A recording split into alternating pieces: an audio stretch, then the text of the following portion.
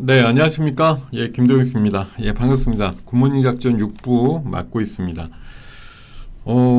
지금, 네, 소문이 났는지 모르겠지만, 예, 저희 또, 예, 갑작스럽게, 예, 뭔가 또 시간 조정이 나오면서, 예, 제가 조만간 또, 예, 부를 옮길 가능성이 높습니다. 뭐 더 승진을 하는 건 아니고요. 예, 나중에 조금 며칠 내로 어떤 움직임이 있을지 모르니까 제 방송 또 애청해 주시는 여러분들께서는 이번 주 내내 또 안내는 드리겠습니다만 관련해서 잘리는 건 아니고요. 제가 좀 활동하기 좋은 시간대로 또 옮겨주신다고 해가지고 넘어갈 수도 있으니까 다른 분들이 또 이렇게 새로 이제 물갈이하고 새로운 시각들이 또 많이 등장을 해야 되니까요. 저만 계속 이 시간 또 붙잡고 있는 건 아무래도 그리고 제가 요 6부 순서에 하면서 여러분들 우리 신 대표님 이어서 이렇게 많이 계셨던 분들을 잘 케어를 못했어요. 생각보다 많이 내보내고 이거 뭐 벌써부터 밥 드시러 가시는 건 아닐 텐데 11시 반쯤 끝낼 때 보면 많이 가시고 해가지고 꽉 잡고 이제 할 수 있는 분으로 또 강력하게 라인업을 짜서 잘할 수 있는 분들한테 기회를 더 주는 게 맞으니까 저는 아무래도 약간 비수기 시간인 11시 반에서 12시 반으로 다시 옮겨가서 찐팬만 모시고서 하려고요. 하려고요. 이게 뭐 사투리도 아니고 하려고가 뭐니.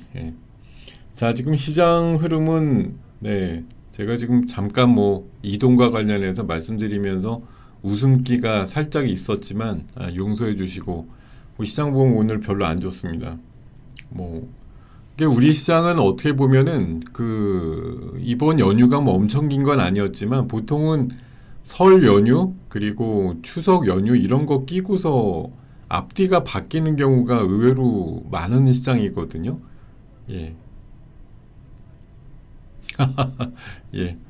누가 올지 다음 주에 한번 기대해 보세요.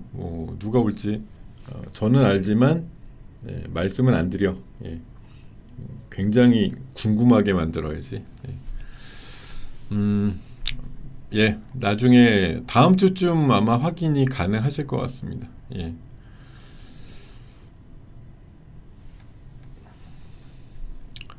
저보다 훨씬 잘하시는 분이 오시는 건 확실한데, 뭐 아직 논의 중으로 알고 있어요. 뭐 누가 될지 아직은 모릅니다. 자, 저랑 그 순서 바꾸신다고요? 뭐 그럴 수도 있고요. 나중에 한번 확인해 보시길 바랍니다. 제가 뭐 어디 가는 건 아니고 다음 순서로 가는 거예요. 다음 순서.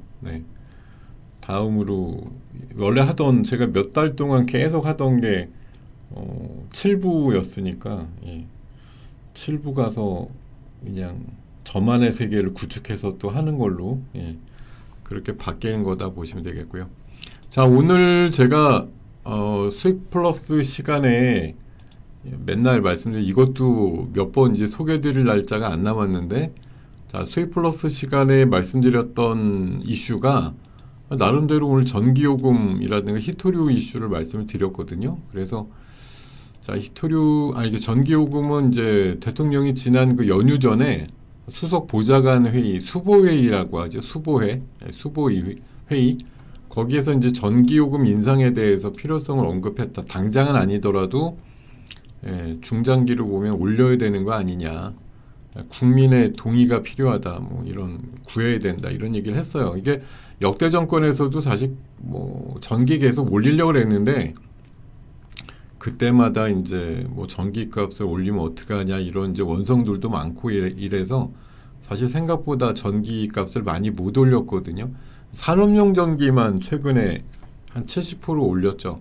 많이 올린 것 같은데 워낙 예전에 쌌기 때문에 올려도 아직 뭐 해외 대비해서 그렇게 경쟁력이 떨어지는 전기는 아닌 걸로 아는데 이제 뭐 가정용 전기 값을 올려서 그 재원을 한국 한전이 200조 넘는 부채가 있습니다. 그리고 뭐 신재생 쪽 믹스를 또 증가시키기 위해서 투자를 해야 되고 수백조가 들어가니까 이런 것들을 결국은 전기요금 올린 거 가지고 확충한다 이런 이제 보관들을 갖고 있어서 그런 것 같은데 결국은 신재생에 대한 투자를 올리겠다는 거죠. 작년 말 기준으로 신재생 발전 기준이 10%입니다. 우리나라가 10.2%. 근데 이거가 11차 전력수급 계획에 따르면 2038년까지 29.2% 가는 게 목표거든요. 거의 한 3배 정도 신재생 에너지를 확충한다는 건데 이게 결국은 뭐 제가 보기에는 10%만큼밖에 못 돌 만큼 인프라가 없느냐는 아닌 것 같아요. 제 생각엔. 네, 그건 아닌 것 같은데 뭐 요새 많이 나오는 뭐 알리백이든 아니면 에너지 고속도로처럼 저 아랫역에서 생산은 딥다 하는데 시설이 있어서 그걸 이제 수도권으로 갖고 오지 못하고 그냥 어떻게 보면 뭐랄까 제가 뭐 전기에 대해서 아주 전문 용어는 잘 모르지만 누전됐다고 할까 방전됐다고 할까 전기가 생산되면 그게 뭐 전기줄에 평생 머물러 있는 게 아니잖아요. 소멸된다고 알고 있어요. 뭐 어느 정도 시간이 지나면 그러니까 그러기 전에 빨리 보내가지고 써야 되는데 그런 걸 못하면서 그냥 공중에 날리는 전기가 엄청 많다라는 거죠. 그러니까 에너지 고속도로 얘기도 나오고 또 그런 지방에 태양광이나 풍력 그 발전소 바로 옆에다가 산단을 지어가지고 아주 빠르게 전기를 공급받을 수 있는 그런 체계 알리백 상단이라고 얘기를 많이 하잖아요. 그런 것들에 대한 개념들이 자꾸 등장하는 게 결국은 이제 지방 소멸에 대한 이제 우려도 있는 거고 지방 쪽으로 뭐 그런 이제 생산 기지를 좀 옮겨야 된다. 결국은 뭐 AI 시대가 되면서 전기가 어쨌든 핵심이 되다 보니까 전기가 있는 곳에 뭐 사람이 있고 또 공장이 있고 뭐 어떤 시설과 또 AI 데이터 센터가 있는 거다. 이제 이런 개념들이 훨씬 이제 광범위하게 퍼지고 있다 보니까요. 결국 우리는 에너지 믹스상으로 원전의 비율은 자꾸 줄어드는 거고 우리는 뭐 세계적으로 원전을 많이 짓는다고 지금 뭐 난리들 치고 있습니다만 우리는 지금 뭐 정부마다 사실 입김이 좀 다르죠. 얼마나 좀 빨리 늘릴까도 있었던 것 같은데 원전에 대해선 뭐 이번에 또 새 정부 들어오니까 뭐 전전 정부만큼은 아니더라도 뭐 원전에 대해서 그렇게 호락호락하진 않습니다. 신재생을 더 늘리는데 비중을 많이 두고 있다 보니까 신재생은 또 사실 인프라 투자에 엄청난 돈이 들어가요. 뭐 한번 지으면 추가 에너지원이 필요하진 않는 거죠. 뭐 돌리는데 바람과 태양만 있으면 되는 거긴 한데 기본적으로. 근데 제가 그 기사 내용 찾아보니까 해상풍력 사워로다가 1기가와트 늘리는데 시설 투자비가 6조에서 7조가 된답니다. 근데 지금 2038년까지 풍력 쪽으로만 14기가와트를 설치하려고 하는데 그것만 100조예요. 풍력을 14기가와트급으로 설치하는 데만.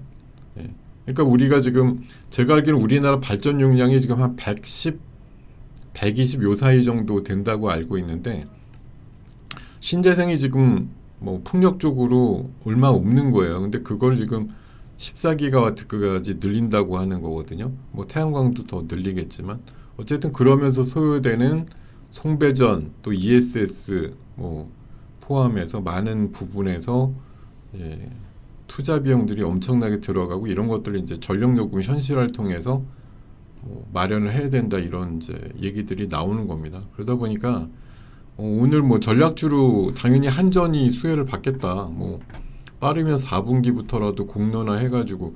근데 이게 웃긴 게요.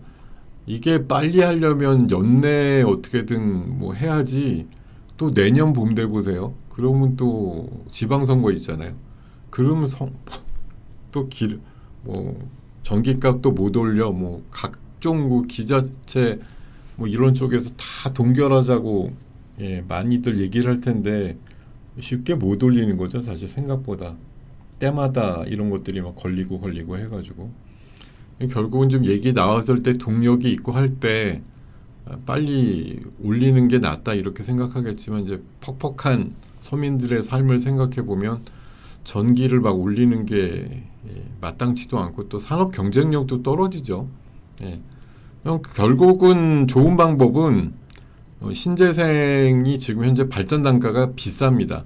뭐 원전은 한 60원인데 뭐 태양광은 200원, 풍력은 뭐 400원 이 정도만큼 든대요. 그래서 많이 드는 걸 이제 결국은 뭐 규모의 경제도 있을 수 있고 계속 기술이 발전하니까 그거에 따른 이제 효과로 발전 단가를 계속 떨어뜨리는 수밖에 없는 건데 기술 발달과 또 AI의 수요가 얼마나 이게 매칭이 되는지는 모르겠습니다. 어찌됐든 전기요금 현실화 얘기가 자꾸 우리 눈을 아른아른거리게 만들 거다라는 관점에서 오늘 이제 뭐 태양광하고 풍력하고 수소 이렇게 대표되는 기업들 소개를 드렸는데 아까 대체거래소에서는 보통 한 2%에서 3, 4%까지 움직임이 있었는데 본장 오니까 조금 움직임이 둔탁해지긴 했는데 그나마 하나 솔루션이 아무래도 이게 사실 우리나라의 이슈만이 아니고요.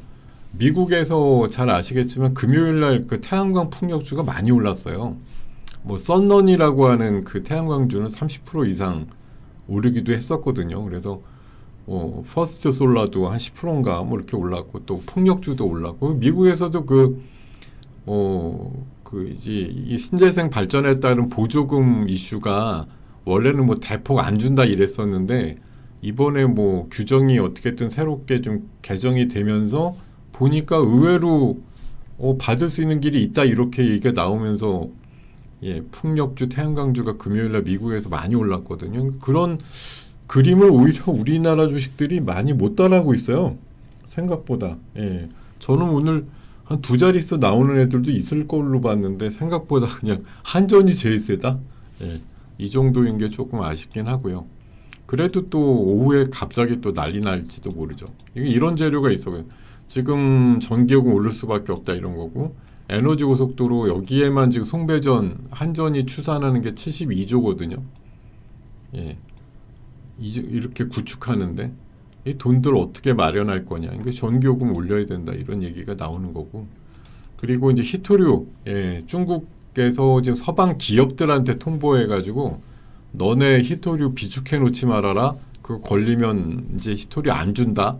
이렇게 아예 협박을 했다는 거죠. 그래서 히토류 이슈가 오늘 세겠다 이런 생각이 들어서 뭐 노바텍 아까 대체거래소에서는 이거 뭐 두 자릿수 이상 올라가던데 티플렉스 뭐 JS링크 이런 것들 히토류 관련주로 좀 말씀을 드렸습니다. 역시 마찬가지로 이제 지금 뭐 미중 간의 관세 전쟁과 협상에서 중국이 당연히 이제 히토류 패권을 갖고 있기 때문에 미국이 깨갱하는 거잖아요.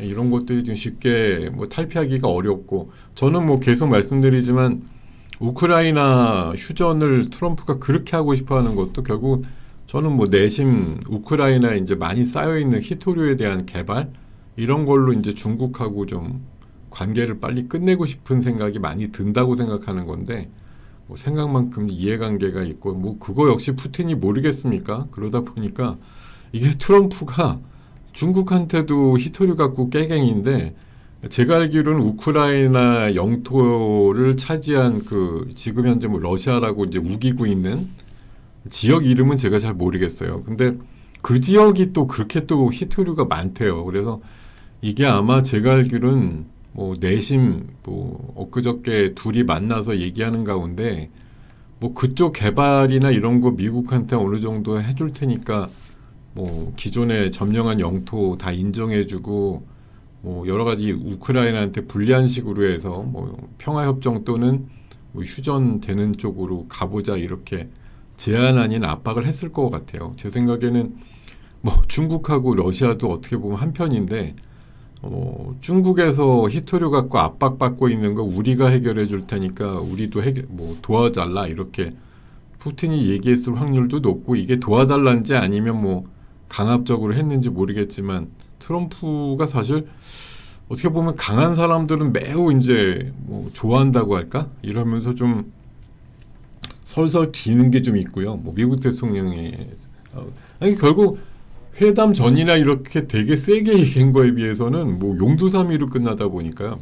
결론도 없는데 얻은 것도 없는 회담이 돼서 뭐 초반에 오히려 오늘 대책으로해서 초반에 그 우크라이나 협상 관련해서 미러 정상회담 이후에 반응이 초반에 대책으로해서 해서 막 좋았거든요. 그래서 이게 뭐야?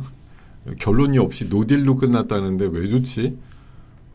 어쨌든 초반에 그래서 덕분에 그뭐 목요일 날 아주 소량으로 샀던 그 전진건설 로봇을 3%대 정도에서 팔 수가 있었는데 팔고 나니까 또 마이너스 나고 뭐 아직까지 결론이 난 게 없다 보니까 근데 뭐 중요한 건 이제 오늘 젤렌스키가 미국 가서 뭐 트럼프 만나서 또 어떤 대판 싸우는지 아니면 뭐 으쌰으쌰 해보자고 할 건지 모르겠지만 어쨌든 뭐 그런 상황들에 따라서 또 이번 주말에 뭐 트럼프는 빠르면 3자 회담을 이번 주에라도 가지려고 또 하더라고요. 그래서 야 그냥 쉽게 움직여서 막 만나네 이런 생각도 드는데 자 어쨌든 우크라이나 협상 이슈는 뭐 재건주한테 간접적으로 역할이 부여되느냐 아니냐의 관점에서 매우 중요한 이슈이기도 하고 또 이제 우크라이나가 뭐 그런 식으로 풀린다고 했을 때 사실 뭐 예기치 않게 또 방산에 대해서 약간 쫀쫀함이 좀 흐릿해지는 그런 일들이 또 나올 수도 있고 하기 때문에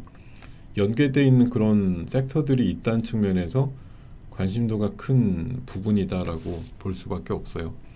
자, 이렇게 좀 말씀을 드리면서 오늘 전략주로다가 한 점 말씀을 드렸습니다. 뭐 지금 전력 도매 가격과 국제 유가 같은 것들이 안정세, 중동 이슈가 일단은 뭐 조용해졌잖아요, 그죠? 그러다 보니까 전력 그 도매 가격이 하락하면서 상반기 실적이 매우 좋았는데 하반기에도 뭐 이어질 것 같다. 2분기에만 2조 이상의 영업이익이 나서 8분기 연속 흑자다 이렇게. 계속 흑자 나는데 뭐 괜찮잖아 이렇게 볼 수도 있는데 어쨌든 부채가 200조라고 하니까요. 자, 이렇게 말씀을 드렸었습니다. 아이고 죄송합니다. 제 마이크가 이게 다 좋은데 지금 보기엔 뭐 소리도 잘 나갈 것 같고 그 전에 쓰던 마이크보다 분명히 좋을 것 같긴 한데 유일한 단점이 하나 있어요. 이 온오프 스위치가 없습니다. 왜 이런 제품이 나왔는지 모르겠는데 그러다 보니까 이게 제가 뭐 급할 때 소리를 끄고 이런 게 어려워가지고 갑자기 재채기 나올 때 이 방법이 없습니다. 널리 좀 양해 부탁드리고요. 자, 지금 뭐 시장은 어쨌든 정책 모멘텀 이번에 뭐 국민 보고 대회라든가 뭐 임명식을 통해서 뭐 몇 가지 얘기들이 또 나왔죠. 이런 것들에 대한 뭐 기대감 또 삼성에서 이제 계속 뭐 추구한다. 엊그저께 그 기념 임명식 참여하려고 이재용 회장이 미국에 있다가 왔는데 와서 어쨌든 기자가 물어보니까 내년도 사업 구상하고 왔다 이러니까 뭐 또 뭐 대기하고 있는 거 있나 보다 이제 이런 기대감이 살짝 있는 거죠. 한미 정상회담이 호재냐? 사실 숙제가 굉장히 부여가 될 확률이 높습니다. 뭐 국방 방위비부터 포함해서 알래스카 이슈가 나올지 뭐가 더 나올지 모를 정도로 사실 살얼음판의 상황인데 어쨌든 하기 전에 올라갈 섹터들이 있잖아요. 대표적으로 뭐 북한 섹터랑 알래스카 쪽이 강합니다. 제가 지난주가 아니라 지난달에 몇 개 종목을 이제 지난달 말에 특강하면서 황금주 뭐 후보 이래가지고 말씀드린 종목이 몇 개가 있습니다. 그 중에서 이번에 이달 들어가지고 대표적으로 올라가는 종목이 이거예요. 얘가 지난주 목요일하고 오늘까지 해서 강한데 이거 지난달 말에 28일쯤에 황금주 8선 이래가지고 설명을 드렸던 종목이 중에 하나거든요.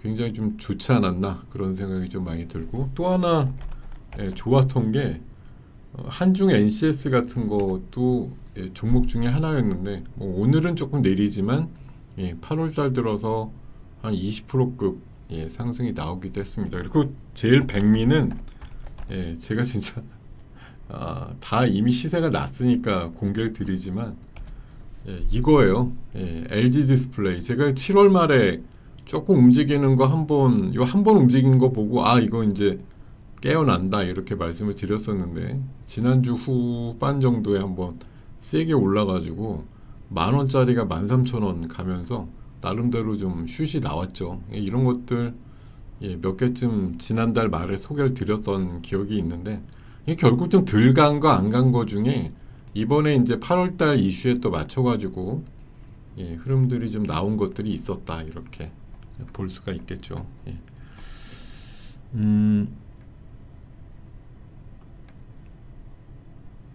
네, 감사합니다. 마이크가요, 제 수준에는 과분하게 이거 제가 한 6년 전쯤에 한 8만 원인가 주고 쿠팡에서 샀다가 맨 처음에 방송이 잘 안 돼가지고 한 1년 정도 놔뒀다가 요새 가끔 꺼내서 쓰는데 의외로 또 소리는 좋다고들 많이 말씀들을 해주셔가지고요.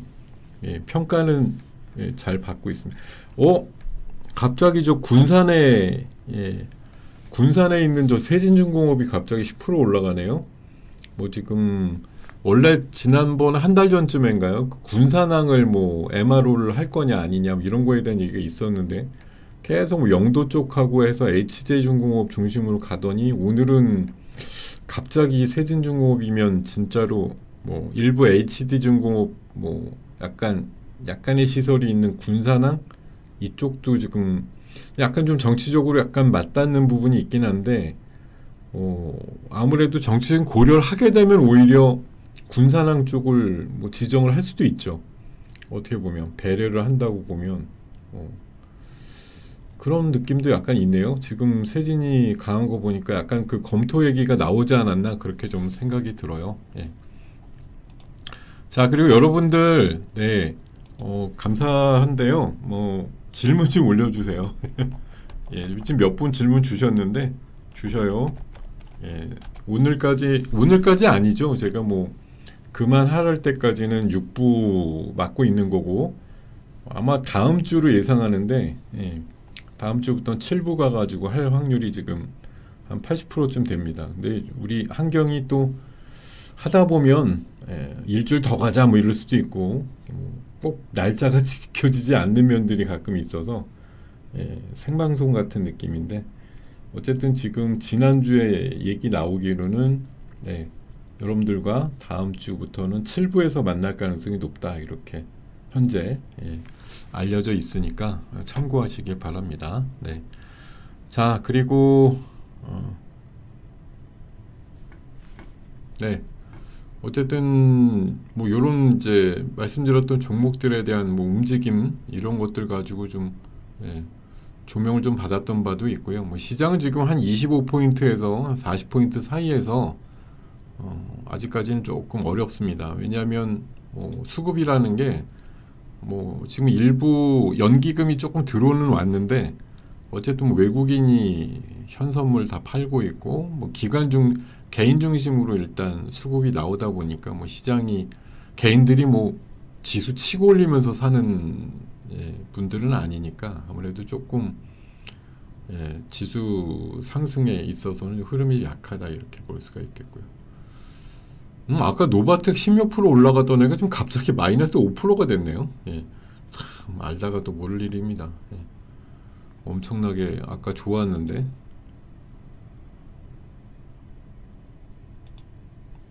자, 다시 가보겠습니다. 오늘 주제를 뭐 시장이 흔들려서 이렇게 정한 것도 있죠. 흔들리지 않고 피는 꽃은 없다라고 한번 정해봤습니다. 이게 뭐 자연의 이치기도 하고요. 물론 뭐 온실 속에서 가정에서 자라면 뭐 그 자연의 바람 하나 느끼지 못하고 자라는 뭐 생물도 있겠고 식물도 있겠습니다만 어쨌든 자연의 이치상 흔들리지 않고 피는 꽃이 어디 있겠어요.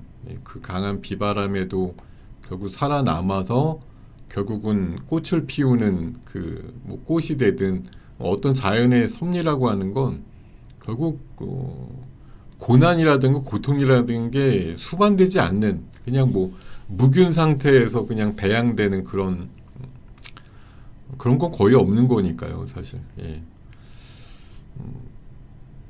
계속 제가 뭐 그림으로도 말씀을 드리지만 뭐 투자의 어떤 그 과정에서 쉽지 않잖아요. 이게 뭐 평탄할 것 같지만 여러 가지 요인들로 인해서 압박받고 또 고통받고 뭐 울기도 하고 또 그러다 갑자기 또 뭐 좋아지기도 하고 맨 뭐 100 중에 99가 슬프기만 하다고 하면 누가 주식하시겠어요.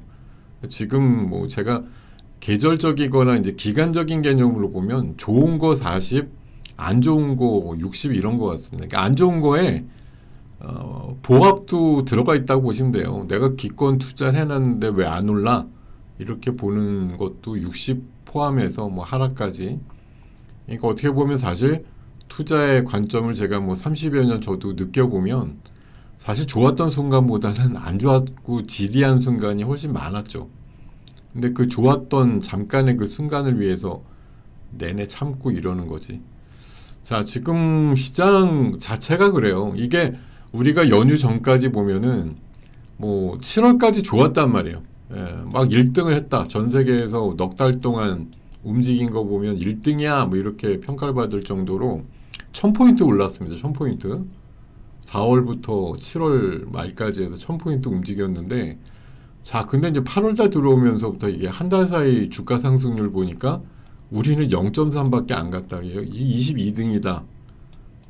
베트남이 뭐 1등이다. 이런 정도로 막 수익률의 차이가 최근 한 달로 보면은 많이 줄었고 이게 또 어닝 시즌에 휴가 시즌까지 겹치다 보니까 거래 대금도 많이 줄었다. 왜 이렇게 우리가 안 가는 거냐 지금 박스권에 갇혀가지고 3천을 깨지도 않지만 3,300도 넘지는 못하고 3,200 중심으로 플러스 마이너스 한 50? 요 정도쯤에서 왔다리 갔다리 한다. 왜 이런 거냐? 뭐 몇 가지 이유를 대죠. 많이 올랐으니까이라는 아주 근본적인 이유가 있고 필요하다. 정책이 모호해졌다. 4월달, 5월달에 뭔가 대단히 속도전으로 할 것 같았는데 생각보다 속도감도 이제 느려지고 국회에서도 뭐 빠릿빠릿하지 않는 데다가 기재부에서 갑자기 증세 이슈 들고 나와가지고 시장이 충격 먹고 이게 계속 핑퐁 게임하면서 양도세라든가 이런 거에 대한 일정들이 아직 채 정해지지 않다 보니까 계속 이제 불안감이 있는 거죠. 야, 목요일 날 제가 웹툰 이슈 말씀드렸잖아요. 미스터 블루가 장중 24%까지 갔었는데 10%에 끝났죠. 근데 아까 제가 아침에 회원방 지금 연결해서 하고 있습니다만 예. 미스터 블루 같은 거 오늘 다시 한번 플러스 나올 것 같습니다라고 말씀드렸었는데 마이너스였다가 또 플러스로 반전이 나오네요. 확실히 이제 위로 목요일 날 20%대 갔던 기억이 있기 때문에 10% 정도로 마감이 되니까 한 15% 가까이 이제 윗선에서 물린 분들이 있잖아요. 그러니까 최근에 저도 좀 매매할 때 보면 그렇게 윗꼬리 달고 거래 터지고 이제 막 상한가나 20%좀 올라갔다가 윗꼬리 심하게 달고 주저앉은 녀석들 있죠. 그런 것들이 의외로 매매하기 편해요. 왜냐하면 하루 이틀 정도 있다 보면 또 올라오고가 제법 있거든요. 위에 물리신 분들이 이게 뭐 그냥 제가 뭐 추앙한다 이런 게 아니라 물리신 분들 입장에서는 당연히 빠져나오려면 다시 본전 가격 비슷하게 아니면 더 치고 올려서 매력적으로 보여야 후속 매수가 들어올 때 내가 물려있는 거 깨고서 나올 수가 있으니까 올려 붙인단 말이에요. 꽤. 그리고 이제 그게 첫날 정도에 20%급 올랐다 그러면 그 이슈가 금방 사그라지지 않죠. 웹툰 지난번에 네이버 웹툰이 뭐 마블, 뭐 디즈니랑 같이 협업해가지고 최대 100편까지 그 새로 웹툰으로 만든다 이런 게 그 나름대로 장기 프로젝트면서 굉장히 일감을 받은 거 아니겠어요? 우리한테 왜 맡겼을까? 마블이 뭐가 아쉬워서?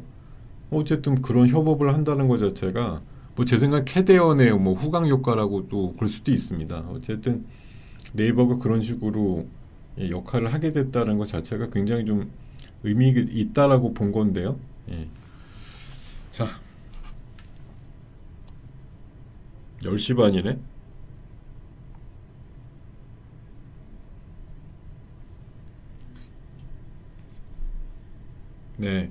자, 그런 상황이고요. 지금 뭐 주간 증시로 또 이제 수급적인 거 외국인이 요새 조금 팔아요.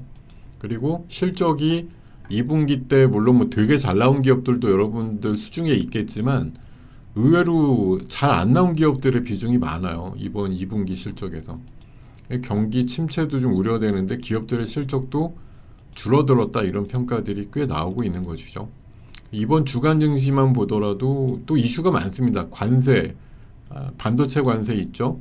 FOMC는 아직 멀었는데 뭐 벌써 이제 금리는 들썩들썩 거리장 아래쪽으로 또 이번 주 후반에 있는 잭슨홀 미팅에서 파월이 마지막인데 뭐라고 또 작심 발언을 할 거냐, 또 판을 흔들 거냐, 뭐 이거에 대한 이제 또 얘기들, 또 우크라이나 협상이 과연 지난 주말에는 불완전하게 마감이 되었는데 뭔가 뭐 서로는 잘 됐다고 다 주장들 하니까 그런 거였다. 이게 이제 안전띠 꽉 매라는 게 내릴 거면 빨리 내리면 되는데 안 내리고 버티실 거면 꽉 잡고 꽉 깨물고 안전띠 꽉 매고 이탈하지 않게끔 내 스스로를 보신을 하면서 지키는 게 중요하다 이렇게 보는 시각인 것 같습니다. 자, 그리고 제가 우선순위 정해서 말씀 올리는데 이번 주 우선순위는 뭐 무엇보다도 이제 다음 주 일요일이면 다음 주 일주일이 있으면 한미 정상회담이고 이번 주 또 후반에 일본 거쳐서 가기 때문에 일본 총리와의 회담도 있고 어쨌든 한미일 정상회담에 이제 연달아 여기에서 나오는 이슈들 또 삼성이 어쨌든 뭔가 또 준비하고 이게 반도체 관세 때문에 오늘은 좀 시세가 그런데 어쨌든 삼성이 계속 뭔가 신사업에 대한 구상과 또 뭐 수주 계약 이런 것들 가끔 터트리고 있잖아요. 요즘은 이런 거에 대한 기대값이 있다는 거죠. 그리고 국민보고대회와 임명식에서 나온 정책적인 우선순위들 이런 것들 가지고서도 이슈가 만들어질 것이고 이제 잭슨홀 미팅에서 파월이 시장을 한번 흔들 거냐 이런 거 또 우크라이나 협상은 아직 ING죠. 결국은 뭐 끝난 건 아니고 어떻게든 불씨는 열어놨다기 때문에 뭐 젤렌스키가 오늘 미국 가가지고 뭐 트럼프한테 설득을 당할지 뭐 전 아까도 말씀드렸듯이 트럼프도 지금 절박해요. 왜냐하면 히토류만 아니면 중국을 완전 뭉개야 되는데 히토류 때문에 지금 못하고 있는 거잖아요. 근데 그거를 우크라이나에서 만약 오히려 러시아가 도와주면서 뭐 해결할 수 있다고 하면 이거 뭐 내가 이제 뭐 앞뒤 안 가리고 손 들겠다 이런 생각이 있는 것 같아요. 자, 지금 엔진 종목들이 올라가네요. 하나 엔진도 올라가고 STX 엔진은 뭐 진작에 올라갔는데 그렇다면 뭐 HD 현대 마린 엔진인가요? 뭐 그것도 올라가겠네. 이게 좀 연결돼서 보면은 이따가 소개 드리려고 하고 있는 거긴 하지만 내일 그 조선기자재 종목이 지난주에 왜 아시죠? 청약 뭐 증거금 10조 들어와가지고 그 쬐까는 기업이 엄청나게 경쟁률이 붙었었거든요. 그게 내일 상장합니다. 그래서 아마 제 생각에는 물론 뭐 오늘 마스가와 관련된 뭐 미국 사무소 얘기도 있긴 있었겠지만 내일 상장하는 그 이따가 이름은 정확히 알려드릴게요. 5글자인데 그 녀석에 대한 기대감 이런 것들이 조선 기자재주들 움직임을 좀 끌고 가는 면이 있는데 뭐 엔진 쪽도 약간 그런 쪽에 약간 포함되어 있는 것이 아닌가 생각이 들어요. 자, 이렇게 좀 말씀 올리면서 지금 제가 여기서 5개 정도 우선순위라고 했던 것들에 대한 설명입니다. 어떻게 보면 자, 지금 한미 이게 이제 뭐 북한 이슈나 한미 정상회담이요. 뭐 LNG 섹터 그 자체는 좋을 수 있어요. 뭐 북한 관련돼서 흐름상으로 보면 이 두 가지 섹터엔 좋습니다. 근데 나머지한테는 별로 안 좋습니다. 뭐 미국에 이거 사실 숙제하러 가는 느낌이잖아요. 트럼프가 우리나라 대통령을 뭐 만나자 이래가지고 결국은 오라 그런 건데 이게 뭐 귀빈 대접도 아니에요. 그냥 실무 협상하러 가는 거라 뭐 그냥 예우라든가 예전 이런 게 이렇게 뭐 대단하지 않는 걸로 알고 있습니다. 그러니까 철저하게 비즈니스 회담하러 가는 거거든요. 그러니까 뭐 이렇게 일부 이제 미국이 아쉬워하는 부분 이런 것들에 대해서는 뭐 어쨌든 이재명 대통령이 얼마나 이제 강단 있게 하느냐, 아니면 이게 이제 인도처럼 뭐 싸운 것처럼 보이면 또 뭐 갑자기 관세율이 달라지면 이것도 충격이죠. 근데 뭐 그럴 리까지는 안 할 거고, 어쨌든 우리가 줄 건 주고 또 받을 건 받으면서 어떤 식으로 좀 잘 끝날 수 있는가가 이제 남아 있어요. 그리고 25, 26일쯤에 뭐 26일쯤 돼야 이제 뭐 결과를 알게 될 것 같은데, 어쨌든 지금 봐서는 뭐 걱정이죠. 방위비도 분명히 더 불러댈 거고, 뭐 쌀, 뭐 소고기 이거 우리 입장에서는 더 뭐 통과가 안 된 거지만 또 끝내 또 주장할 수도 있단 말이에요. 뭐 그런 거 포함해서 뭐 지도 반출 얘기도 있을 수 있고, 뭐 여러 가지 이슈들이 아직 맞물려 있는 것들이 꽤 있단 말이에요. 그래서 이게 우리가 아직 남은 카드가 있어서 뭐 미국 쪽의 주장을 뭉갤 수 있는 뭐가 뭐 비장의 카드로 좀 갔으면 좋겠는데, 그래야 이제 어쨌든 움찔해가지고 생각지도 않은 거 카드 내밀어서 서로 양보하고 끝났어 이렇게 돼야지 그나마 다행이죠. 제 생각엔 뭐 지금이 이쪽 일부 섹터에는 분명히 기대감이 있긴 한데, 전반적으로 보면 사실 이제 불안감이 큰 이슈예요. 뭐 또 우리나라 쪽에서 추가 비용이나 이런 것들 지출하게 되면 어떡하지, 이런 것들에 대한 걱정이 있죠. 특히 이제 알래스카도 사실은 이거 돈 안 되는 거 뻔히 안다 이렇게 많이들 얘기를 하는데, 거절 못하고 또 참여를 하게 됐다 이렇게 되었을 때 뭐 관련되는 그 종목 몇 개는 올라가겠죠. 근데 장기적으로 보면 진짜 돈만 쓰고 돈은 못 버는 뭐 그런 사업 아니냐, 이런 판단을 초기에는 많이 할 수밖에 없다는 거죠. 그리고 뭐 그럼에도 불구하고 우리 뭐 변압기 포함해서 철강, 알루미늄 관세가 그냥 50% 이미 매겨지고 있는데, 이 대상이 확대됐다. 400개가 더 포함이 됐다고 하더라고요. 여기 변압기도 들어간다고 하는데, 뭐 변압기야 걔네가 아쉬워서 하는 거니까 별로 우리나라 입장에서는 뭐 크게 문제될 건 아닐 것 같아요. 제가 봐서. 변압기야 니네들이 달라 그래서 주는 건데 관세를 더 받겠다고 하면 높게 그냥 가져가라 뭐 이러면 그만 아닌가요? 예. 그런 거는 별로. 근데 오늘 보니까 뭐 산일전기 이런 게 별로 좋지는 않더라고요. 예. 변압기가 들어가서 그런 것 같은데 느낌에는. 자, 그리고 반도체 관세 이슈가 이번 주에 뭐 설정이 된다고 하는 것도 있고, 삼성은 그래도 이제 반도체 중심으로 내년도 사업 준비를 했다. HBM4라든가 이런 쪽에서 좀 길이 나오지 않겠느냐 그런 시각이고, 뭐 잘 아시겠지만 그 애플이라든가 테슬라 쪽 지금 협력 관계가 커지고 있어요. 테슬라도 뭐 그 디스플레이 쪽으로도 협업이 좀 커지는 것 같고, 지금 뭐 배터리나 칩뿐만 아니라 디스플레이 쪽으로도 어쨌든 사업 협력이 좀 커진다는 느낌이 살짝 있습니다. 자, 국정과제 쪽에서는 뭐 임명식이라든가 보고대회 통해서 여러 가지 이슈들 나왔죠. AI 뭐 투자 지수 5천 보내기 진짜 성장 여러 가지 얘기 나왔는데, 어쨌든 제 눈에는 이 전기요금 올린다 이게 현실적으로 좀 와닿더라고요. 관련해서 아까 신재생 에너지 쪽에 대한 투자 염두에 두고 있는 것이다, 이런 관점에서 보시면 되겠습니다. 그 에너지 고속도로도 계속 추진하겠죠. 그리고 잭슨홀 관련해서는 뭐 이게 뭐 분탕질을 하진 않겠죠. 근데 지금 계속 이제 압박이 들어옵니다. 파월에 대해서 뭐 심지어 뭐 소송 건다 이런 얘기까지 나올 정도로 이제 금리 압박을 막 하고 있는데, 파월도 제가 알기로 뭐 법률가잖아요. 예, 자기 스스로 지킬 정도야 알겠죠. 근데 하여튼 마지막 잭슨홀 미팅이니까 뭐 작심해서 이제 다시 못하니까 나름대로 뭔가 대단한 얘기들을 할 가능성이 높다, 이런 차원이 이제 대단하게 얘기했을 때 시장이 좋아하진 않을 수도 있습니다.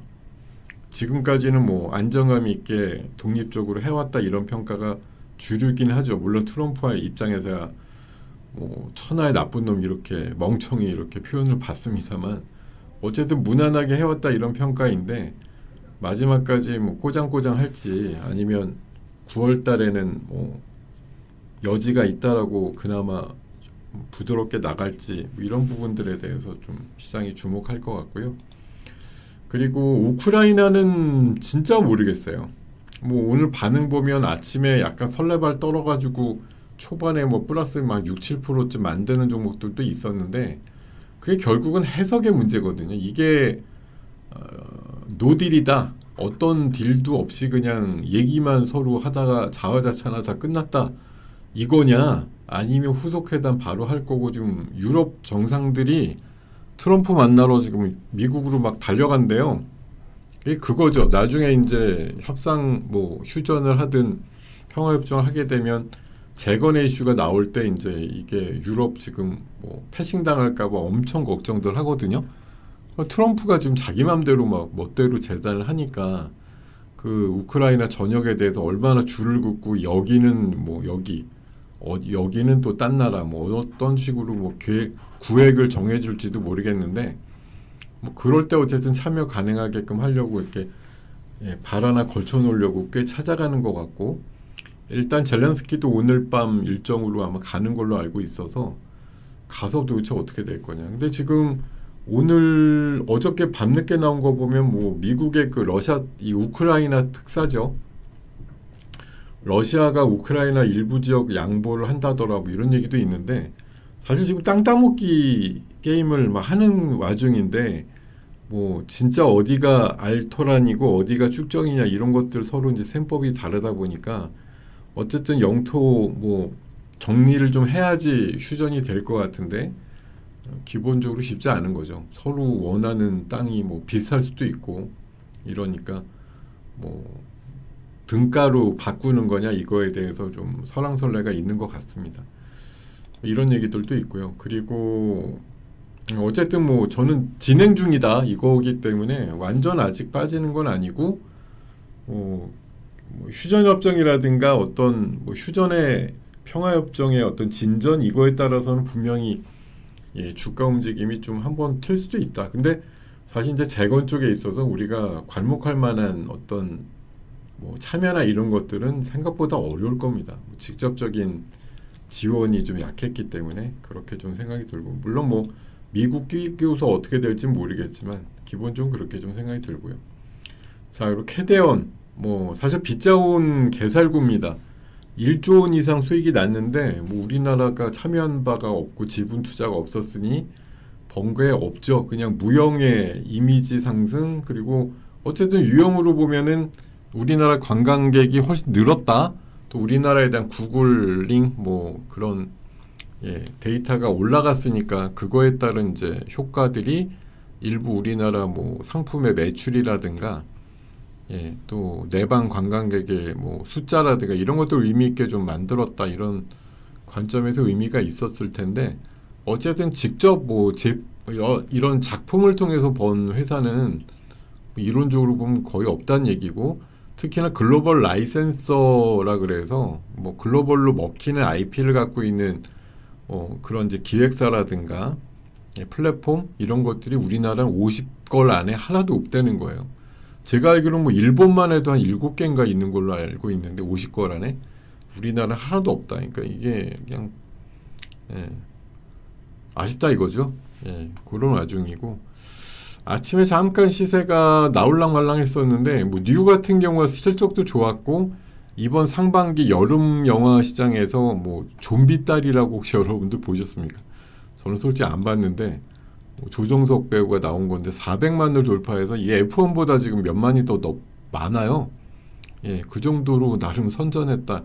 뉴에서 만들었더라고요. 그래서 뉴가 아침에 대체적으로 한 7, 8%까지 움직였는데 지금 한 2%. 근데 어쨌든 흑전까지 나오고 실적은 계속 좋아지고 있는 쪽이다 이렇게 봐도 좋을 것 같고 사이버 보안 FBI 이메일이 40달러에 지금 팔리고 있고 뭐 중견 코스닥 기업인 SFA도 이거 다 당했대요. 랜섬웨어에 전부 다 기업 정보가 다 털려가지고 뭐 개인 인사 기록부까지 다 털렸다 그러던데 이게 근데 지난번에 예스24가 털렸거든요. 그래서 이게 예매도 안 되고 이렇게 됐었는데 결국은 이번에 정상이 됐는데 이거 해커들한테 돈 주고 정상화됐대요.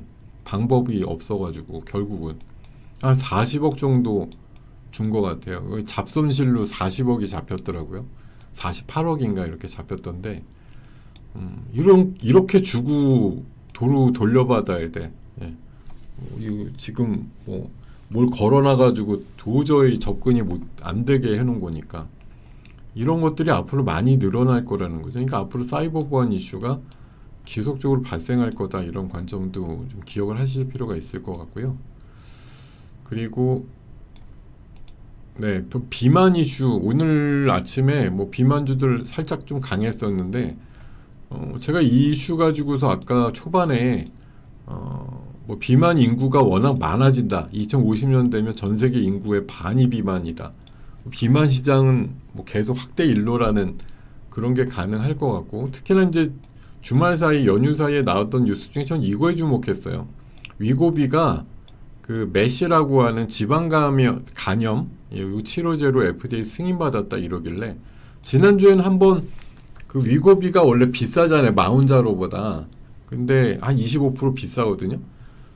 그 효능도 좀 떨어지고.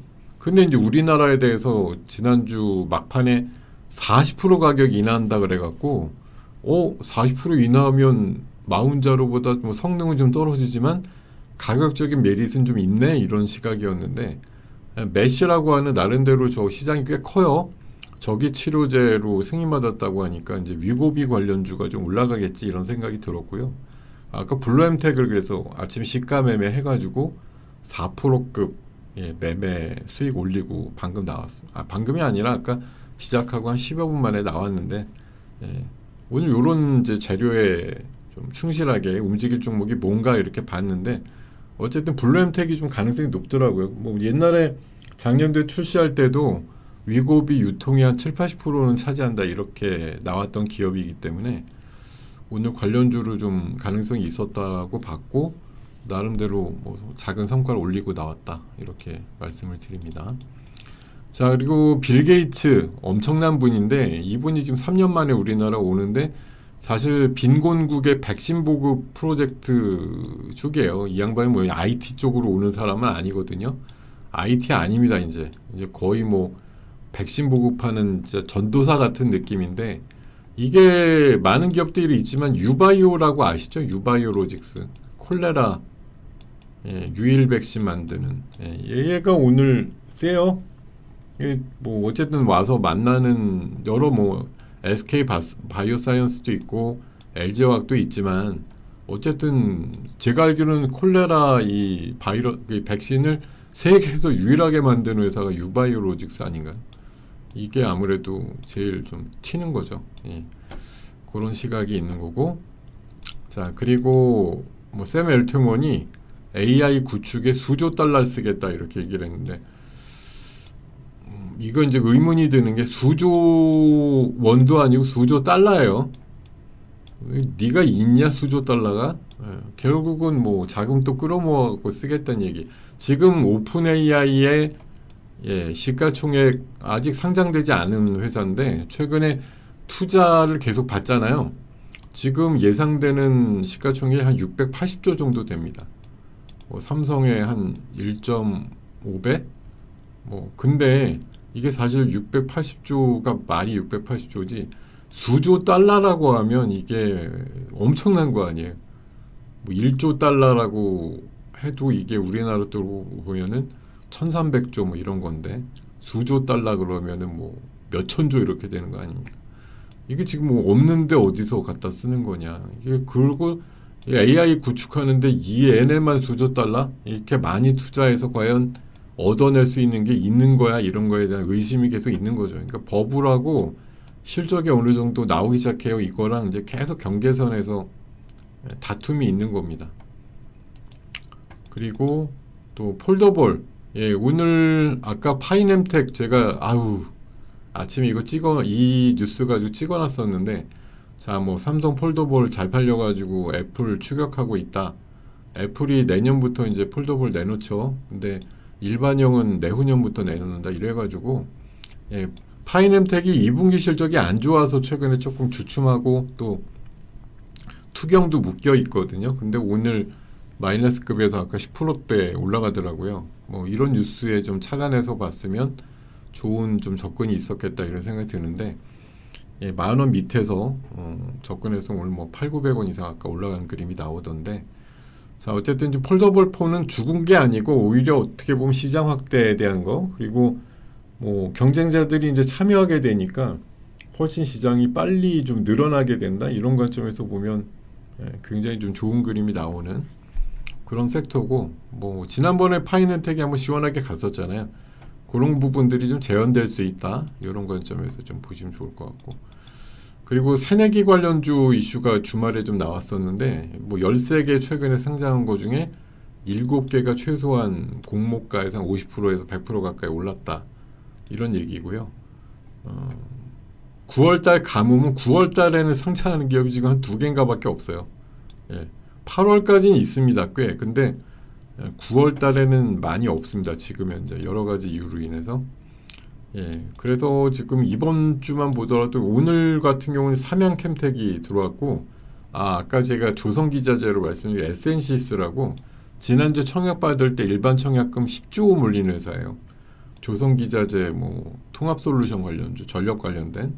그리고 내일 모레도 한라캐스트 있습니다. 그리고 목요일에도 JPI 헬스케어라고 이렇게 연달아서 4개나 지금 들어오는 시장이라 이번 주에 공모주 풍년이다, 이렇게 볼 수가 있겠고, 아까도 방금 말씀드렸죠. 공모주가 일단 오면은 기본 뭐 50에서 100%는, 아까 삼양캐피탈도 초반에 뭐 100% 넘었었거든요. 그런 정도로 일단은 뭐 공모 받은 거에 대한 부담감 거의 없게 만들어준다, 이런 시각들이 지금 충분히 보여주고 있다. 그런 과정이고, 아까도 말씀드렸듯이 이제 내일 일정 중에 에센시스라고 하는 조선기자재 전문 업체인데 전력 제어 솔루션 쪽입니다. 그래서 그 회사 시장에 상장하는데 일단 뭐 조선업이잖아요. 슈퍼사이클 안에서 여기 선박의 뇌 역할을 하는 통합 제어 시스템을 국산화했다, 이런 거기 때문에 얘 자체도 아마 공모가 대비해서 상당히 좋을 것 같은데요. 어쨌든 조선 기자재 쪽, 아까 여기 뭐 현대임수도 있었고 HJ중공업, 뭐 케이프가 엄청 좋죠. 조선 기자재 약간 유사 기업들 같은 것들이 뭐 내일 상승에 따른 기대감을 안고 오늘 선반영되는 부분들, 지금 1승도 그렇고 케이프 뭐 이런 것들 움직이는 거 보니까 뭐 엔진 쪽도 약간 그렇게 좀 보고 있어요.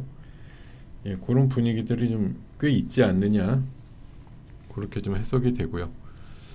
그리고 약간 이제 뭐 오늘 뭐 전반적으로 시장이 좀 좋은 건 아니기 때문에 뭐 마이너스 흐름이 워낙 많습니다만, 탈플라스틱 관련해서 지난주에는 사실 기대감이 꽤 있었는데 결국은 이 협약에서 뭐 열흘 동안이나 제네바에서 논의를 했습니다만 결과론적으로는 합의가 없었다, 타결이 없었다, 그래가지고 다음번 회의 때 논의한다고 하니까 뭐 에코 들어가는 회사들, 뭐 그린 케미칼 포함해서 뭐 전반적으로 좀 약한 그런 분위기가 만들어지고 있습니다.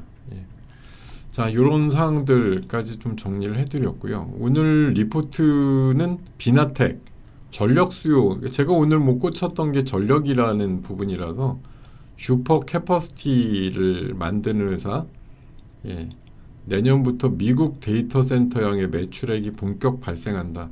이거 오늘 상당히 좋았어요. 아침에 비나텍 흐름 좋았고, 오늘 상대적으로 또 안 좋은 거는 인텔리안 테크인데 일단 실적은 매우 잘 나왔는데 추정치에도 부합이 됐고, 또 기대치를 넘는 게이트웨이 성적도 있었고, 또 뭐 위성이라든가 또 해상용 안테나 쪽에서도 뭐 발군에 실력이 나오고 있다고 보기 때문에 오늘 뭐 4~5% 빠지던데 오히려 매수 관점에서 볼 필요가 있는 종목이 아닌가 생각이 들었고, 그리고 시노펙스요. 요것도 본업이 FPCB인데 성장을 하고 있고, 여기에다가 이제 수처리 사업에다가 이제 투석기 국산화 요거까지 붙어버리면 실적은 앞으로도 더 잘 나올 가능성이 높다, 이렇게 보는 시각들이 있었습니다.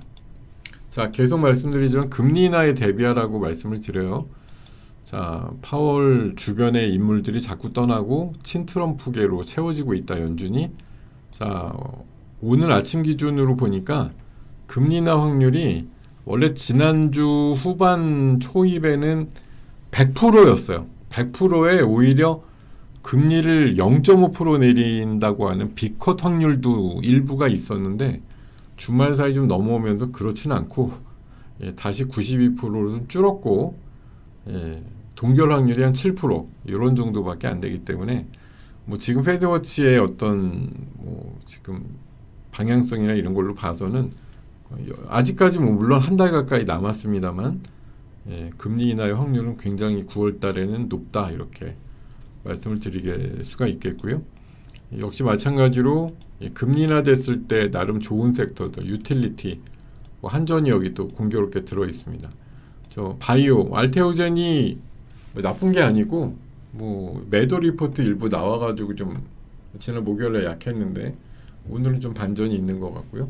건설 쪽, 뭐 금융 쪽, 또 항공 쪽 이런 거에서 채권 이자 비용 절감이라고 하는 또 메릿이 있는 그런 섹터들이 아무래도 금리 인하에 가장 직격 수혜주 뭐 이런 식으로 좀 볼 수 있지 않나 그런 생각까지 좀 들었고요.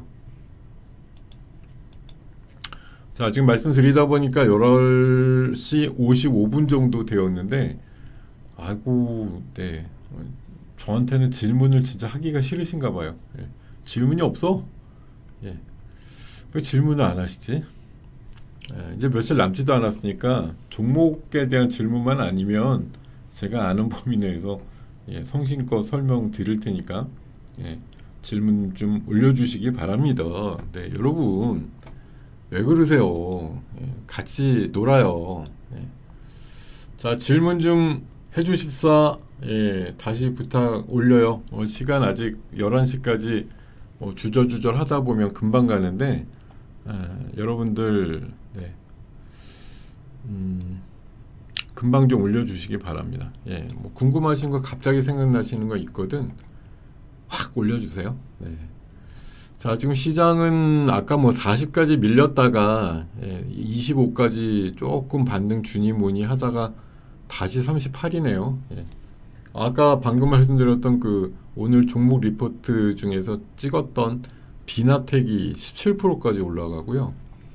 그리고 아까 제가 이게 노바텍은 좀 갑자기 무슨 이슈가 나와서 지금 미끄러졌는데 지난주 전략주로 말씀드렸던 JS링크는 지금 오히려 마이너스에서 지금 5% 가까이 플러스가 났습니다. 이 노바텍이 아니 나온 거는 베트남하고 뭐 자석 공장 만든다 이거밖에 없는데 이게 그렇게 악재야? 이거 왜 갑자기 이렇게 올라가다가 내려찍은 걸까요? 이게 그 뉴스가 합작 공장 아니고 혼자 졌어야 되는데 왜 합작이야 뭐 이렇게 하는 건가요? 아니면 노바텍이 가뜩이나 또 51%인데 왜 이걸 악재로 보고 확 내려찍은 건지 51대 49로 합작해가지고 베트남 현지에서 자석 공장 만든다는 건데 이게 왜 이렇게 가격을 근 20% 가까이 움직일 재료가 됐는지 좀 의아하네요. 제가 봐서는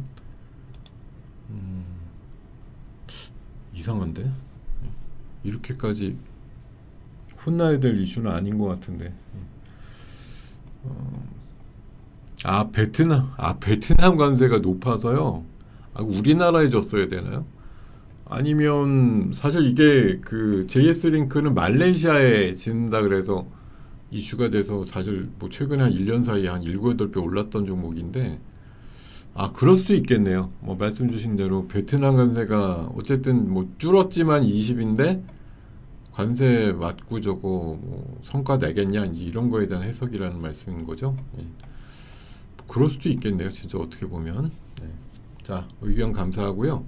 자, 여러분들의 질문이 또 있으신가 한번 살펴보겠습니다. 제가 위에서부터 좀 훑고 내려올 테니까 여러분들도 뭐 미처 안 하신 질문이 있으시거든 좀 올려주시고 야 이게 탑코미디어 웹툰이 한 방에 안 가는 거예요. 지금 미스터블루도 5%까지 또 올라가면서 탑코미디어 11% DNC 미디어 뭐 수성 웹툰 키다리 스튜디오 뭐 이런 것들도 끌고 댕기겠네. 웹툰 이슈가 일단 살아 있습니다. 아직은. 자, 그렇게 말씀드리면서 질문 주신 거 한번 살펴보겠습니다. 자, 실적 시즌이 끝났는데요. 장은 어떤 식으로 돌아갈까요? 실적 시즌에 고개 숙였던 애들이 올라오는 장이 될 거라고 전 생각하는데요. 예. 실적 시즌에 이게 공교롭게 금리 인하랑 맞물리는데 바이오 같은 거 실적 잘 없잖아요. 바이오 같은 게 오히려 올라오지 않을까 저는 생각 들고요. 로봇주 같은 것도 그러니까 모멘텀 플레이를 해야 되는 애들이 실적 시즌에 이제 고개를 숙인단 말이에요. 그런 것들이 나올 수 있잖아요. 예. 아, 실적 시즌에 막 부끄러워. 안 가. 근데 그 시즌이 끝났네?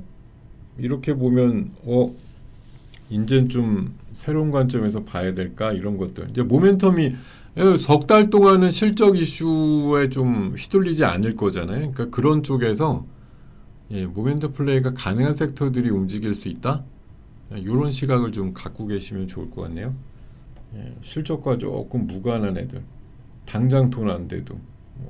저 솔직히 미스터 블루 제가 월회원이라고 여러 번 강조드리는데 저거 한 달에 24,000원이에요. 적지도 않아요. 저 만화책 보려고 제가 끊었는데 근데요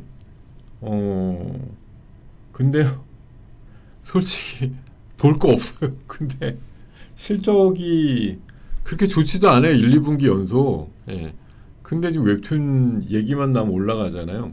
그러니까 실적 시즌 저렇게 좀 무사히 넘긴 애들이 비실적 시즌이 되면 나름대로 좋아질 수 있겠죠. 오히려 긍정적으로 나올 수 있는 부분들이 있다고 봐요. 제가 봐서.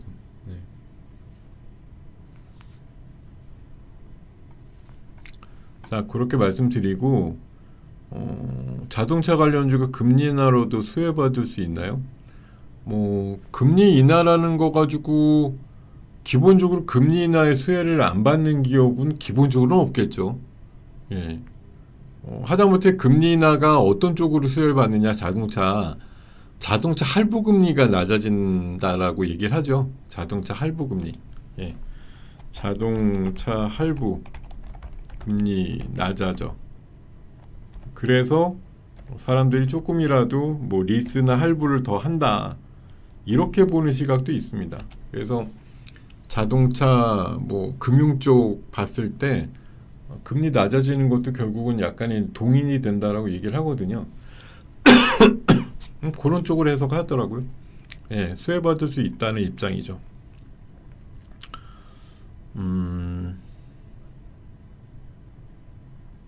뭘 못 봤나? 바이오 게임주가 못 봤는데도 불구하고 뭘 못 봤죠? 바이오. 근데 여러분들이 지금 생각하셔야 될 건 냉정하게 보면 금리 인하가 지금 된 건가요? 물론 된다 그래서 올라가는 게 시장이긴 한데 금리 인하가 지금 된 게 아니잖아요. 될 거다라고 보는 거고 그거에 의해서 근데 이제 게임주들 보면 이번에 좀 폭망했죠.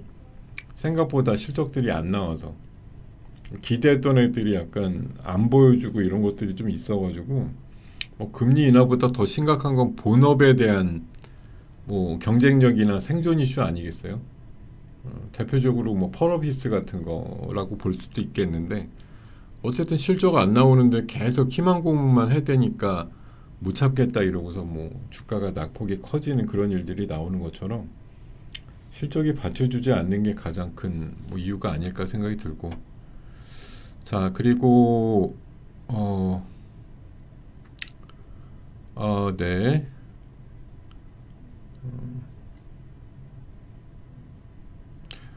그리고 질문이 하추핑은 실적이 너무 안 나왔잖아요. 근데 이게 얼마나 많이 간 건가를 뭐 세상 모르시는 건 아닐 겁니다. 저도 근데 되게 웃긴 게 저 이거 9만 원대에서 10만 원 갈 때쯤 여러분들 기억하시나 모르겠네. 제가 이거 매도 의견 드렸었어요. 지금 보면 언제 그랬어 이러실 테지만 이거 10만 원대에서 한 10배 올랐을 때 이거 매도 의견 드렸습니다. 제가 이거 9만 원대 중반 정도에서 너무 오버돼가지고 이게 뭐 실적 대비해서 사실 얘가 지금 6만 원대이지만 시가총액이 5,500억대. 그럼 10만 원 근처 99,400원대였을 때는 한 9천억 가까이 회사가 됐다는 얘기인데, 물론 하추핑의 이런 뭐 IP가 얼마나 뭐 대단하게 또 확장이 될런지 여부는 알 수는 없죠. 근데 뭐 물론 인기가 있었으니까 9천억대 주가까지도 나온 거긴 하지만, 지금 이게 분기 영업이익이 60억씩 나와서 뭐 올해 한 200억대 나온다고 보세요. 그러면 9천억짜리 시가총액이 뭐 200억 번다? 그것도 물론 되게 좋아진 거로 쳐서 사실 좀 너무 오버밸류가 됐다고 볼 수밖에 없죠. 이게 왜냐하면 지금 컨센서스가 잘못된 게 아니라고 하면, 올해가 200억 정도고 순이익이, 내년도가 230억, 내후년이 290억. 사실 2년 동안도 보면은 순이익 늘어나는 비율이 뭐 300억 번다고 쳐봐.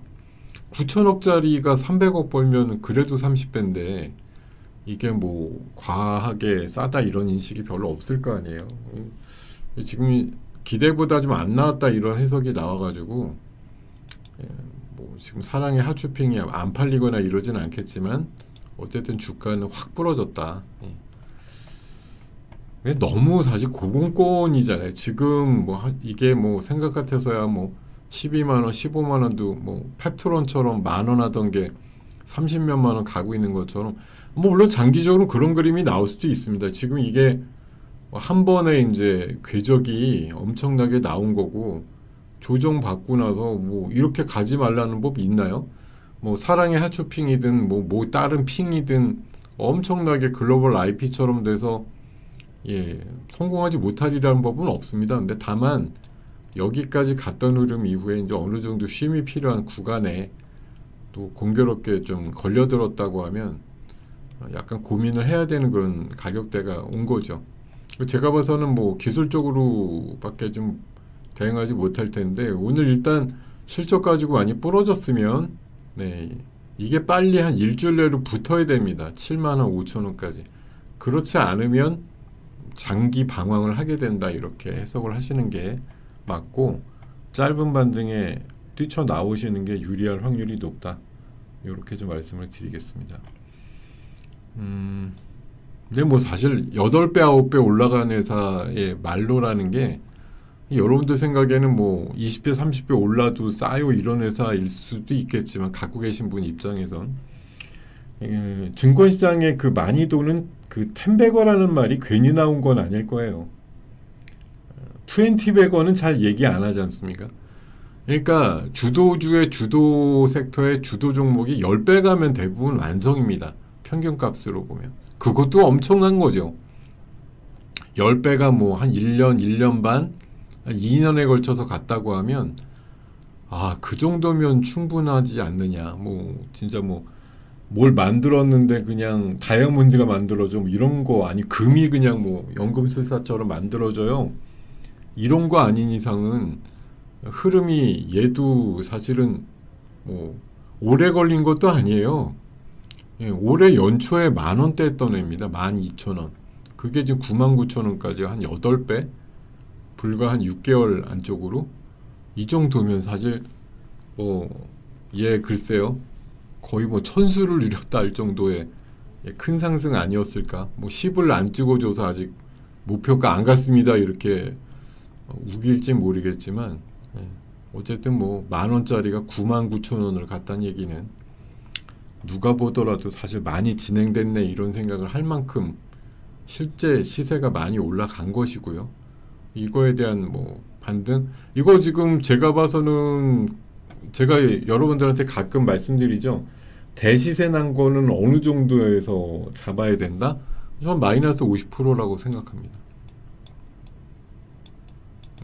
이거 뭐 제가 봐서는 한 5만 원 깨지는 수준?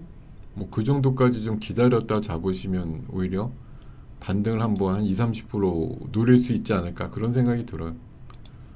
많은 종목들 제가 따져봤는데 대시세 난 것들은 50%는 빠지는 경향들이 있으니까 빨리 접근 안 하고 뭐 밑에서 좀 기다려보는 전략도 있을 수 있겠고, 반대로 말씀드리면 뭐 이게 지금 오늘 이제 과하게 밀렸고 이제 아래 꼬리도 있으니까 7만 원 정도쯤 뭐 반등이 나온다 이러면은 조금은 좀 줄여 놓으시는 전략도 있을 수 있겠다 이런 생각이 좀 들었습니다.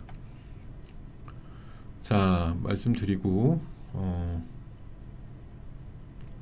기본적으로 현금 보유 늘리는 거 이게 이제 아까 좀 설명드리다 말았는데 우리 시장 같은 경우는 지금 원래 연휴 끼고 앞뒤가 좀 다른 건 있는데요. 그럼 지금 오늘 시장이 갑자기 연휴 이제 광복절까지 껴서 뭐 어쨌든 하루 쉬고 나니까 갑자기 또 뜨악하고 이상해졌다 이런 논리가 나올 수 있습니다. 오늘 40포인트가 좀 기대하지 않았던 흐름이긴 해요. 예, 다만 아까도 우리 증시 말씀드릴 때 이게 안 빠지고 잘 버텼던 거냐 아니면 못 가고 그냥 허걱댔던 거냐 이게 결국은 못 가니까 밀리는 거죠. 우리가 지금 아까도 우리 증시가 왜 한 달 동안 못 갈까였는데 뭐 수급이 안 맞아 실적이 좀 덜 나와 뭐 피곤해 또 거기다 증세에 대한 뭐 정책의 모호함까지 어떻게 보면 일정 수준의 뭐 기간 조정과 폭 조정이 좀 있어야 된다라는 논리가 있을 수밖에 없는데 그걸 지금 막아주는 게 금리 인하거든요. 예, 그거랑 지금 맞부딪혀 있는 거예요. 제가 봐서는 여러 가지 피곤하고 막 4개월 연속으로 오른 거에 대한 뭐 이런 것들에 이제 그 손을 좀 놓으려고 하는 움직임들이 분명히 있는데 이런 것을 좀 막아주는 게 금리 인하입니다. 뭐 트럼프가 그렇게 주장하는 것처럼 금리 인하 해가지고 훨씬 이제 시장을 좀 뭐 안정화시킨다 내지는 유동성 장세로 만든다 더 올라가게 할 수 있는데 금리 인하가 안 돼서 지금 시장이 이 정도다 이렇게 지금 주장하는 거잖아요.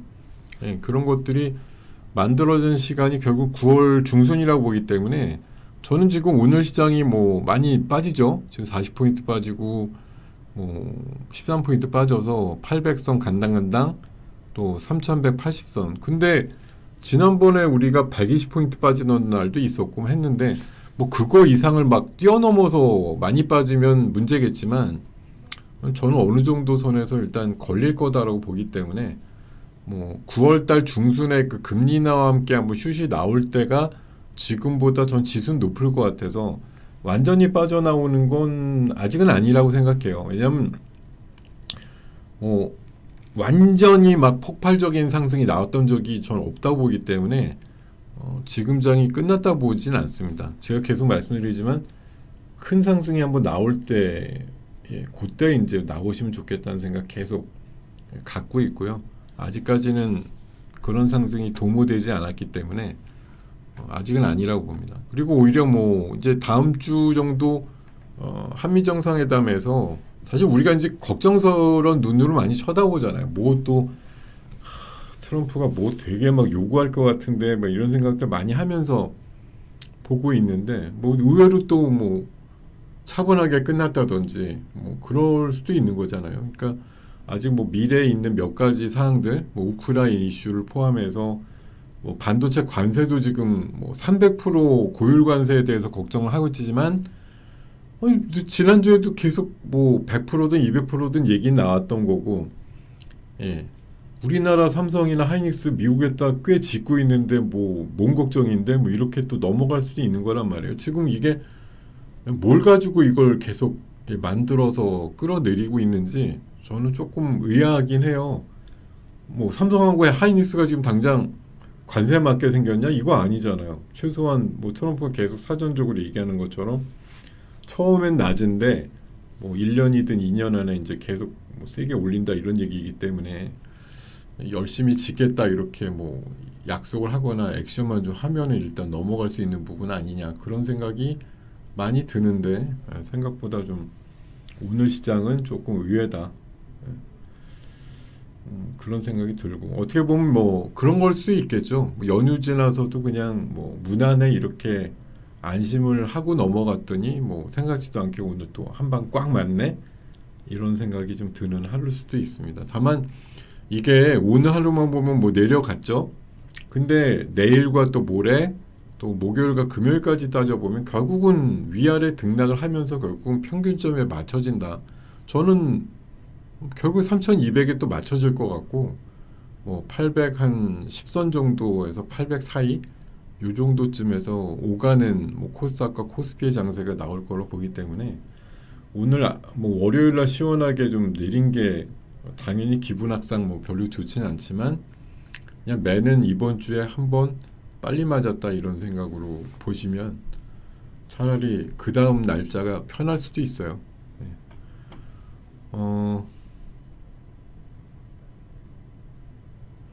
저는 코스피 조정을 끝낸다고요? 뭐 증세에 대해서 명확하게 결론이 나오는 거 하나랑 관세에 대한 부분이 아직 지금 자동차 관세 15% 적용 이런 거 아직 안 된 걸로 알고 있거든요.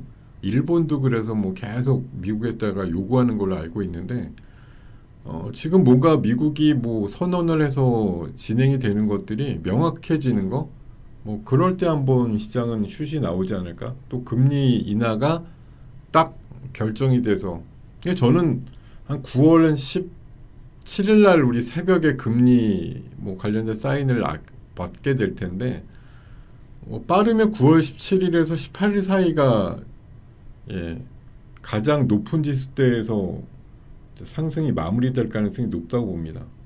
이번 흐름에서는 저는 그렇게 생각하는데 모르죠. 뭐 시장이 제 입맛대로 가는 건 아니니까 예. 그렇게 될런지 여부는 뭐 제 생각이 지금 그렇다는 거고 뭐한 번쯤 이제 슛이 나올 것 같긴 한데 짧고 굵게 나오겠죠. 뭐 물론 트럼프 대통령은 뭐 입장이 계속 이제 금리 내리면 내릴수록 뭐 시장이 긍정적으로 반응해가지고 이제 이 태평성대 어쨌든 지금 뭐 자의반 타의반으로 태평성대잖아요. 예. 뭐 전쟁도 그럭저럭 뭐 어떻게든 마무리 지으려고 노력도 하고 약발도 약간 먹히기도 하고 그런 부분도 있고 또 뭐 미국 증시가 뭐 예, 고점에서 계속 고공행진하면서 예, 근데 뭐 내적으로 있는 그런 문제들이 왜 없겠어요. 뭐 사실 미국도 지금 제가 알기로는 뭐 워싱턴 DC 지금 무슨 뭐 전시 상황 비슷하게 군인들 동원돼 가지고 거기 뭐 노숙자들 내쫓고 있고 뭐 시위는 시위대로 격화되고 있고 이런 부분도 분명히 있거든요. 예, 여러 가지 악유가 있고 뭐 부딪히는 부분도 있는데 어쨌든 우리 뭐 굉장히 먼 데서 쳐다보는 건 결국 맨날 저 다우나 나스닥이 맨날 오르네, 엔비디아 맨날 오르네 이것만 보니까 미국이 그냥 태평성대처럼 보이기 십상입니다. 뭐 일본도 지금 뭐 이시바가 그렇게 좋은 평가 안 받는데 어쨌든 경제 성장률이 높게 나오면서 증시가 맨날 신고가 나오니까 이거 일본도 그냥 뭐 아무 걱정 없어 보여요. 딴에선 보면은 하여튼 뭐 그런 시장들인데 이게 안으로 곰고 있는 부분들은 모르는 거죠.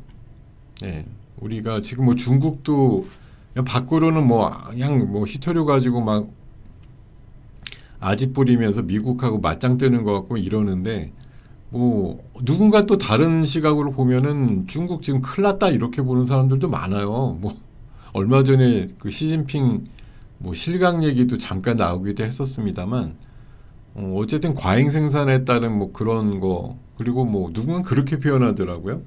GDP를 맞추기 위해서 계속 죽어라 생산할 수밖에 없는 게 중국의 지금 입장이다. 그래서 멈추면 죽는다. 마치 자전거가 페달을 안 돌리면 쓰러지는 것처럼 뭐 서방 세계 쪽에서 너네 좀 그만 생산해 이렇게 하는데 그걸 쉽게 못 줄이는 게 그걸 쉽게 줄이게 되면 결국은 GDP 숫자나 이런 게 완전히 개박살이 난다는 얘기거든요. 야, 지금 또 아난티 같은 거 살짝 올라가는데 뭐 좋은 사람들도 갑자기 목록에 들어오고요. 제가 보기에는 글쎄요. 뭐 북한 이슈는 어차피 이번 주 안에도 한두 번 움직이게 돼 있어요.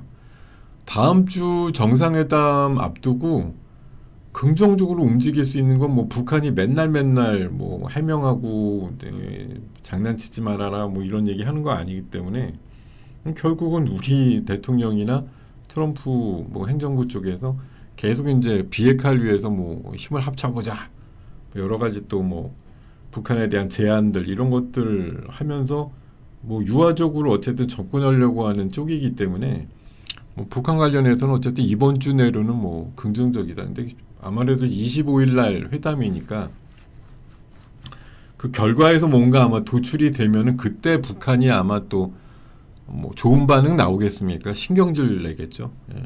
우리는 가만히 있으려고 그러는데 너네는 뭔데 막 뭘 우리한테 뭘 해주겠다며 제안을 하느냐. 뭐 개소리 하지 말아라 뭐 이런 식으로 반응할 수도 있고.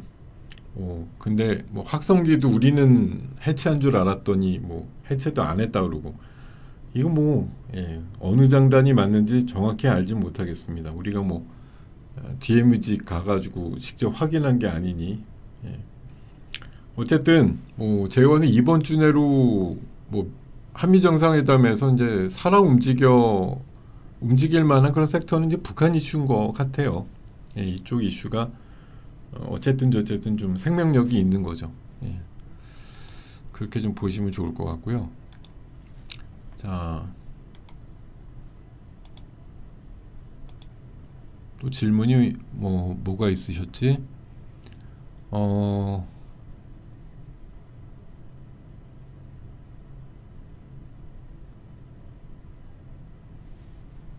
글쎄요. 그 부분, 그러니까 파월이 이번 이제 잭슨홀 미팅 때 평소대로 그냥 꼬장꼬장 할 거냐, 예.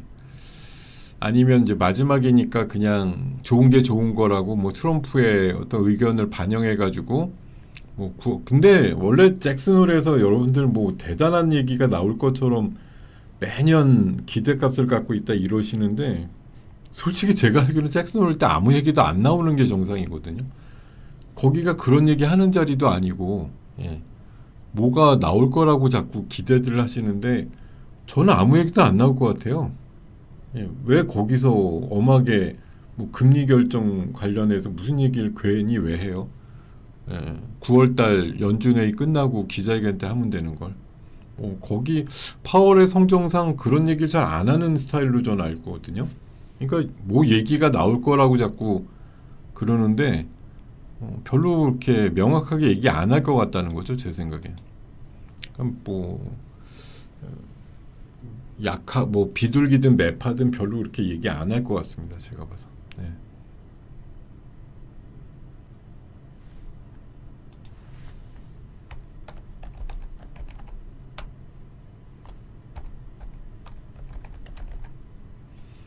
그러게 오늘 뭐 효성중공업이 산일정진 이런 게 내린 게 그 철강 알루미늄 안에 이제 그걸 기반으로 해서 만든 제품까지 한 407개를 넣다 보니까 뭐 변압기가 들어갔다 그래가지고 예. 오늘 관련해서 변압기 뭐 전력인프라 관련주들이 약세인 것 같습니다. 아까 산일전기도 약했고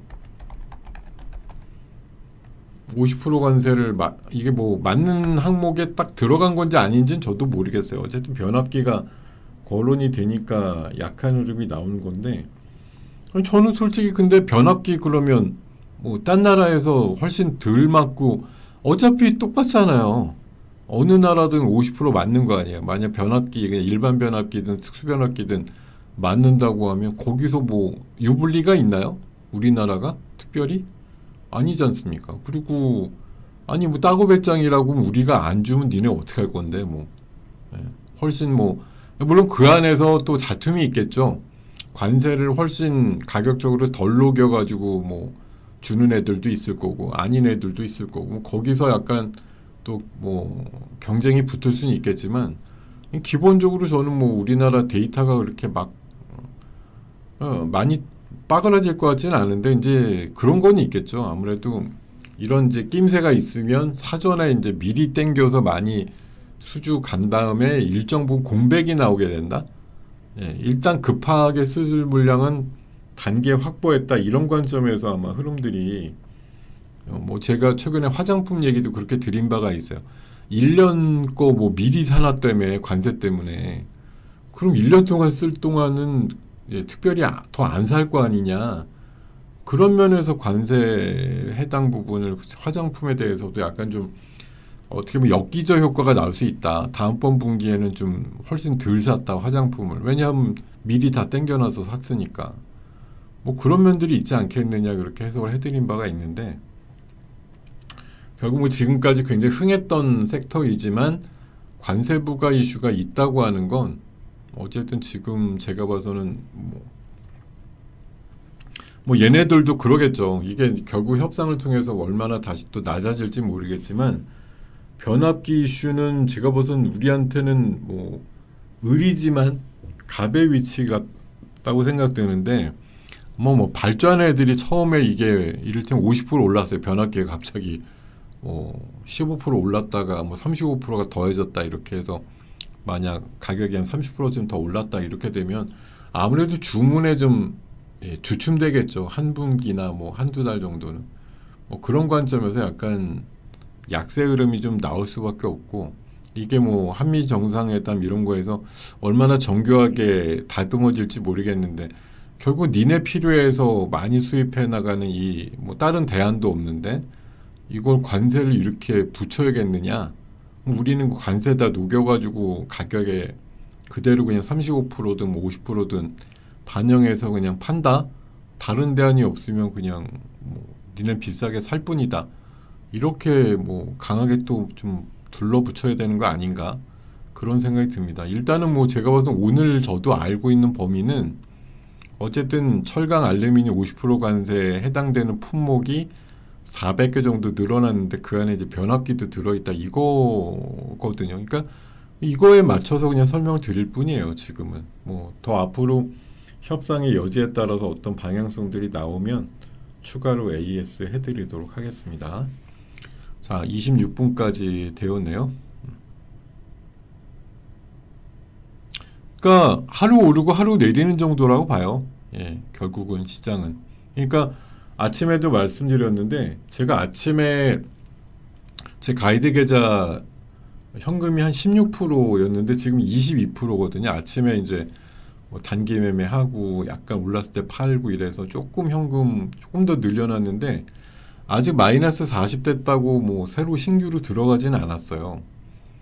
조금 있다가 뭐 이따 오후든 아니면 내일 정도쯤에 아침에 잠깐 출렁될 때쯤이면 뭐 그래도 괜찮겠다 이런 생각하고 있는데 제 생각에는 뭐 참 아리까리하면 반반 전략이 제일 좋은 것이고요. 그게 힘드시면은 한 20%급 정도라도 현금 만들어 놓으시면 그날 좀 많이 밀렸을 때 뭔가 대응해 가지고 뭐 그 다음날 판다든지 이렇게 단기 매매하는 부분들에 대해서 어느 정도 포지션이 조금 있을 필요가 있겠다 이런 생각이 좀 들긴 합니다. 예. 장이 이게 뭐가 많이 빠지는 거죠? 별로 안 빠지는데 생각보다. 그리고 엊그저께 지지난주 금요일날 120 빠진 게 진짜 많이 빠진 거죠. 현금 비중은 계속 말씀드리지만 지금 저는 기본적으로 우리 현재 3180도 굉장히 높은 지수라고 생각해요. 예. 여차 무너지면 3000도 깨지는 장이라고 많이들 얘기하지 않습니까? 그러니까 현금 비중이 뭐 막 일부러 막 손절쳐 갖고 만드실 것까지는 아니지만 뭐 약수익이라도 나면은 현금으로 조금 치환해 가지고 갖고 계시는 게 훨씬 유리하다 이런 관점이 있습니다. 한 20-30% 정도 현금은 필요하다는 관점이에요. 오늘 같은 날 쓰시기 좋으니까. 이게 뭐 지난주에는 100% 주식이 좋아요 이렇게 말씀드린 게 아니에요. 저는 계속 20-30%급으로 한 2주 정도 계속 됐던 것 같은데 계속 이루고 있습니다. 그러니까 조금 덜 먹고 조금 덜 깨지자 이런 차원이죠.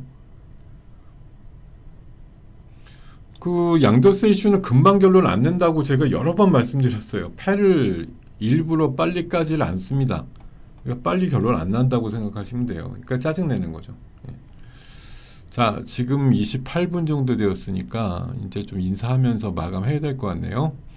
자, 오늘 월요일 첫 출발이 8월 하순으로 이제 접어드는 첫날인데 아이고야 이게 뭐 생각지도 않게 조금 하락폭이 좀 커지고 있고 이럴 줄은 미처 몰랐어요. 뭐 지금 이런 장세가 돼버렸는데 글쎄요 뭐 지금 그렇다 그래도 저가 매수에 대한 뭐 수급이나 에너지는 충분히 있기 때문에 저는 뭐 이따가라도 조금 아랫골이 달면서 끝나지 않을까 그런 희망을 아직도 갖고 있고 그리고 뭐 여러분들이 근데 느끼시는 게 다 따를 거예요. 포지션에 따라. 지금 제일 마지막에 말씀 주신 것처럼 시총 상위주가 상승해야 우리 시장이 갈 텐데 시장만 가는 게 아무 의미가 없는 분들도 있거든요. 중소형주 잔뜩 갖고 있는 분들은 시가총액 상위주들만 올라가서 장만 3,300대고 3,500대면 뭐합니까?